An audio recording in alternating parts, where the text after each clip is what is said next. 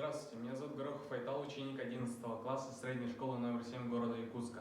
Разрешите представить наш проект «Пробки на дорогах» с научными руководителями Ильей Николаевичем и Василием Николаевичем. Дорожная пробка – одна из самых нервирующих и удручающих проблем 21 века. Большинство крупных городов мира страдает от заторов на дорогах. Пробка – это массовое скопление транспортных средств в определенном месте, где в итоге создается затор. В нашей стране огромное количество социальных проблем, пока не имеющих достойного решения. Одной из таких проблем являются пробки на дорогах. Особенно это касается мегаполисов, таких как Москва и Петербург. Действующие в Российской Федерации правила дорожного движения содержат прямого определения понятий «затор» и «пробка».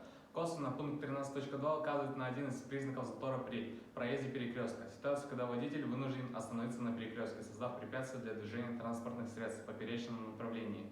С 1 января 2006 года в Российской Федерации введен предупреждающий дорожный знак «Затор», предназначенный для временного размещения перед развилками, на которых водители могут выбирать направление объезда.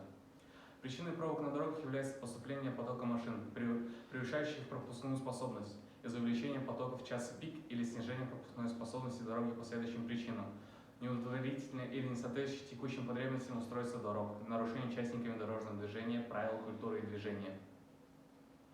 Общее увеличение времени в пути, приносящее экономический ущерб из-за потери времени, опозданий, непредсказуемость времени в пути, увеличение расхода топлива, выброса вредных веществ. Для предотвращения заторов поступления машин на магистрали нужно регулировать соответствие ее пропускной способности в сложившихся ситуациях, чтобы позволить достичь максимально возможную пропускную способность. Улучшение перекрестков, многоуровневые развязки с полосами торможения, светофоры, регулирующие доступ к дороге, полосы с переменным направлением, отдельные полосы движения для транспорта, расширение дорог. Ограничение доступа к дороге – обратный способ, призванный пересадить часть водителей на другие виды транспорта.